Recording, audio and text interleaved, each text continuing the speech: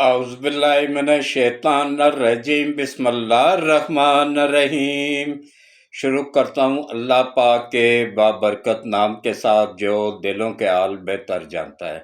میری طرف سے دیکھتی آنکھوں سنتے کانوں سب کو السلام علیکم ورحمۃ اللہ وبرکاتہ۔ لاکھوں کروڑوں درود و سلام آقا دو عالم خاتم النبیین حضرت محمد مصطفیٰ صلی اللہ علیہ وآلہ وسلم پہ اور آپ کی آل پاک پہ۔ میرا آج کا موضوع انتہائی اہم ہے۔ میں آج بات کروں گا دھرنا جو دیا گیا ہے اس پہ اور کس طریقے سے اس کو ختم کیا گیا ہے اس پہ۔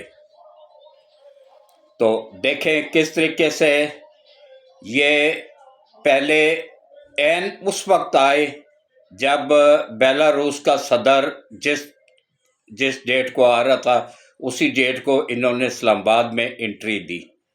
ان کا پہلے پروگرام تھا ایئرپورٹ کی طرف جانے کا، ایئرپورٹ کو بند کرنے کا، مطلب وہ اتر ہی نہ سکے۔ اب دیکھیں یہ ملک کی وفادار جماعت ہو سکتی ہے جو ایک دوست آ رہا ہے، ایک مہمان آ رہا ہے، اس کو روکنے کا پلان ان کا تھا۔ میں شروع سے کہہ رہا ہوں پر قوم یوں تھوڑ نہیں مان رہی ہے کہ یہ عالمی طاقتوں کے ایجنٹ ہیں۔ ان کے کہنے پہ ابھی کبھی کسی نے سنا ہے ذوالفقار علی بھٹو کتنا مقبول ترین لیڈر تھا، اس کے پیچھے کبھی امریکہ نے کوئی قرارداد لائی یا امریکہ نے کبھی اس کا مطالبہ کیا؟ وہ کہہ رہا ہمیشہ سے کہتا رہا پاکستان کا اندرونی معاملہ ہے۔ نواز شریف کو کس طریقے سے نکالا گیا، ملک بدر کیا گیا، کبھی امریکہ بولا، اسرائیل بولا۔ اسرائیل کا تو حق بھی نہیں بنتا کیونکہ ہمارے تو اس کے ساتھ سفارتی تعلقات ہی نہیں ہیں۔ ابھی اسرائیل بھی چیخ رہا ہے، اس کے اخبارات بھی چیخ رہے ہیں کہ اس کو باہر نکالو اور اس کو واپس حکومت میں لاؤ۔ امریکہ بھی چیخ رہا ہے، اس کے تمام سینیٹر، اس کے تمام اسمبلیوں کے ممبران چیخ رہے ہیں، اور وہ چیخ رہے ہیں جو کہ یہودی ہیں۔ تو اب آپ عوام کو یہ سوچنا چاہیے، خاص طور پہ کے پی کے پٹھانوں کو، وہ ایسی جاہل قوم ہے، نہ ساری نہیں لیکن جو اکثریت پی ٹی آئی میں جو ہے نا پٹھانوں کی، وہ انتہائی جاہل قسم کے نشئی پاؤڈر پہ لگے ہوئے، چرس پہ لگے ہوئے وہ لوگ ہیں ان کے ساتھ۔ ان کو بس ایک پڑیا دکھا دو وہ سب کچھ کرنے کو تیار ہے۔ میرے پاس ویڈیوز موجود ہیں، ادھر بھی آ کے وہ نشہ کر رہے تھے، اس کی میں ویڈیوز بھی دکھا دوں گا۔ تو کس طریقے سے دیکھیں اسی ڈیٹ کو، اچھا پہلے وہاں سے نکلے ہی لیٹ، تاکہ یہ جتنا لیٹ نکلیں گے اتنا ہی ڈیلے ہوگا، اور اسی 24 کو ہی ان کے 85 رکنی وفد نے آنا تھا، وہ 24 کو آ گیا۔ اچھا اب اس وفد نے آ کے 85 رکنی وفد، اس میں تقریباً 65 کے قریب وہ لوگ تھے جو صنعت کار تھے، کارخانے فیکٹریوں کے وہ اونر تھے، جو کہ وہ یہاں پہ فیکٹریاں کارخانے لگانا چاہ رہے تھے، یہاں پہ گاڑیوں کا کارخانہ لگانا چاہ رہے تھے، یہاں پہ وہ جہاز بنانے کا کارخانہ لگانا چاہ رہے تھے یہ سواریوں والے، اور ٹریکٹر بنانے کا کارخانہ لگانا چاہ رہے تھے۔ وہ تقریباً 85 کے قریب انہوں نے 65 کے قریب انہوں نے وہ سرمایہ دار لائے تھے، ساتھ ان کے تھے جنہوں نے یہاں پہ انویسٹمنٹ کرنی تھی۔ وہ ایک کمرے میں ایک قیدی کی طرح 2 دن گزار کے، وقت نے 3 دن گزارے ہیں، صدر نے 2 دن، واپس اپنے ملک پہ چلے گئے۔ تقریباً 80 کے قریب معاہدے ہونے تھے جن میں سے صرف 13 ہو سکے ہیں، وہ بھی نہ ہونے کے برابر۔ ان کا پاکستان کو کوئی اتنا خاص فائدہ بھی نہیں ہے۔ جو اصل انویسٹمنٹ آنی تھی، جس میں تیل کی فیکٹریاں لگنی تھی، تیل صاف کرنے والی، گاڑیاں بنانے والے کارخانے، وہ تو لگ ہی نہیں سکے، معاہدے ہی نہیں ہو سکے۔ کس وجہ سے؟ یہ ان کی یہ دہشت گردی کی وجہ سے۔ اچھا گورنمنٹ کی یہاں پہ آ کے کیا غلطی بنتی ہے وہ بھی میں آپ لوگوں کو بتا دوں کہ گورنمنٹ نے کیا غلطی کی ہے۔ گورنمنٹ نے یہ غلطی کی ہے کہ گورنمنٹ کو تمام اداروں نے رپورٹ دے دی ہوئی تھی کہ ان کے پاس جدید ترین اسلحہ ہے، اس کے باوجود انہوں نے نہ صرف پنجاب پولیس، سندھ پولیس اور بلوچستان کی، پنجاب اور سندھ کی پولیس کو آگے ڈھال بنا کے رکھا ڈنڈے دے کے۔ اللہ کے بندو، انہوں نے ڈنڈوں سے کیا مقابلہ کرنا تھا؟ ایک بندے کے پاس کلاشنکوف سے بھی جدید اسلحہ ہے اور ایک بندے کے پاس ڈنڈا ہے، اسے ڈنڈے سے کیا مقابلہ کرنا ہے؟ جس کی وجہ سے یہ اداروں کی شہادتیں ہوئی ہیں، تقریباً 15 کے قریب شہادتیں ہوئی ہیں، ان میں سب کے سب پولیس کے جوان ہیں، رینجرز کے جوان ہیں اور سرکاری اہلکار ہیں جو کہ ایجنسیوں کے لوگ، وہ مارے گئے ہیں، جو کہ نگرانی پہ مامور تھے کہ کوئی دشمن نہ آ کے بیچ میں دہشت گردی نہ کر دے، کوئی بم بلاسٹ نہ ہو جائے۔ ان کی حفاظت کے لیے وہ لوگ گئے ہوئے تھے، ان کو انہوں نے ظالموں نے شہید کر دیا۔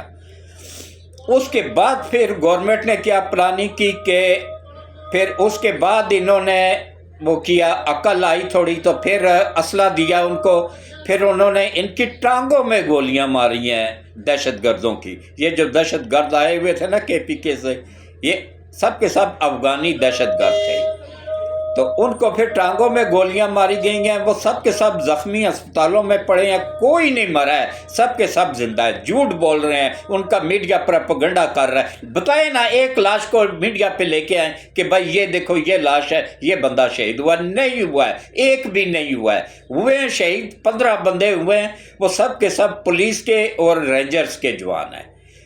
4 جوانوں پہ رینجرز کی تو اس نے علی امین گنڈا پور نے اپنی گاڑی چڑھائی ہے، اس سے وہ شہید ہوئے ہیں، ان سے ان کی موت واقع ہوئی ہے۔ تو اب دیکھیں کس طریقے سے پھر جیسے ہی بیلاروس کا صدر واپس گیا، انہوں نے فوری طور پہ احتجاج ختم کرنے کا اعلان کر دیا۔ بھائی کیوں؟ آپ لوگ تو سر پہ کفن باندھ کے آئے تھے، 2 دن میں یہ پہنچے ہیں ادھر اسلام آباد اور بھاگنے میں 2 منٹ لگائے ہیں، صرف 2 منٹ میں واپس بھاگے ہیں، اپنی گاڑیاں وہیں پہ چھوڑ کے گئے ہیں، اپنے جوتے وہیں پہ چھوڑ کے گئے ہیں، اپنی بہنوں کو وہیں پہ چھوڑ گئے ہیں۔ شکر الحمدللہ۔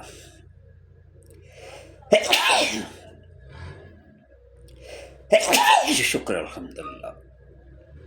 تو کس طریقے سے انہوں نے، میں نے 2 دن ویلاگ نہیں کیا ہے کہ میں نے کہا نہیں بھائی یہ میڈیا ہی سب سے زیادہ لوگوں کو غلط گائیڈ کرتا ہے۔ ابھی بھی دیکھیں کوئی چینل دکھا رہا ہے آپ لوگوں کو، یوٹیوبر بھی کوئی دکھا رہا ہے 213 بندے فوت ہو گئے ہیں، کوئی دکھا رہا ہے 200 میں، کوئی ایک بھی، میں گارنٹی کے ساتھ کہتا ہوں ایک بھی نہیں فوت ہوا ہے، سب کے سب زخمی ہیں، اسپتالوں میں ایڈمٹ ہیں اور ان کی ٹانگوں میں گولیاں لگی ہوئی، کچھ نہیں ہوتا ٹانگ پہ گولی لگنے سے۔ تو دیکھیں اب کس طریقے سے ان پہ کیس درج ہوں گے، ان کے شناختی کارڈ کینسل کیے جائیں گے، اور سر عام اس کو پھانسی کا میں مطالبہ کرتا ہوں جس نے فیصل آباد میں یہ قومی پرچم جلایا۔ فیصل آباد کے لوگ اتنے بے غیرت نسل کے لوگ ہیں نا، ان میں اتنی سی بھی غیرت ہے ہی نہیں، اکثریت غیرت مند ہیں وہ چند ایک ہیں، بے غیرتوں کی اکثریت ہے وہاں پہ۔ اور یہ جو نوجوان نسل، ان کی ماں نے پتہ نہیں کس کس کے محلے سے پیدا کیے ہوئے ہیں، ان کو تو عقل نہیں ہے کہ بھائی 4 سال انہوں نے پی ٹی آئی والوں نے حکومت کی، پنجاب میں پورے 5 سال حکومت کی، کوئی وہاں کا روڈ بنایا ہوا ہو، کوئی وہاں پہ اسکول نیا بنا ہو فیصل آباد میں، کوئی فیکٹری کارخانہ لگا کے دیا ہو، کوئی اسپتال بنا کے دیا ہو، تو بتاؤ الو کے پٹھو، بتاؤ تم نے قومی پرچم جلایا ہے؟ تمہاری ایسی کی تیسی تمہاری نسلوں کو بھی عبرت کا نشان بنا کے رکھ دیا جائے گا۔ تم لوگ کیا سمجھتے ہو کہ تم لوگ بچ جاؤ گے اس طریقے سے؟ تمہارے جو پچھلے بھی بتائیں گے آ کے کہ اس بندے کا پورا وہ میڈیا پہ موجود ہے، اس کا چہرہ، اس کو جیو فرانزک کے ذریعے نا ٹریس کیا جائے گا، پھر اس کو نشان عبرت بنا دیا جائے گا، تاکہ کوئی بھی دوبارہ اس طرح قومی پرچم کو جلانے کی یا پھاڑنے کی ہمت نہ کر سکے۔ یہ گورنمنٹ سے بھرپور اپیل ہے کہ اس پہ پوری فوری طور پہ ایکشن لیا جائے اور قومی پرچم جلانے والے کو نشان عبرت بنایا جائے۔ اس کے ساتھ ہی میں اپنے ولاگ کا اختتام کرتا ہوں، باقی باتیں انشاءاللہ شام کے ولاگ میں ہوں گی۔ اللہ حافظ۔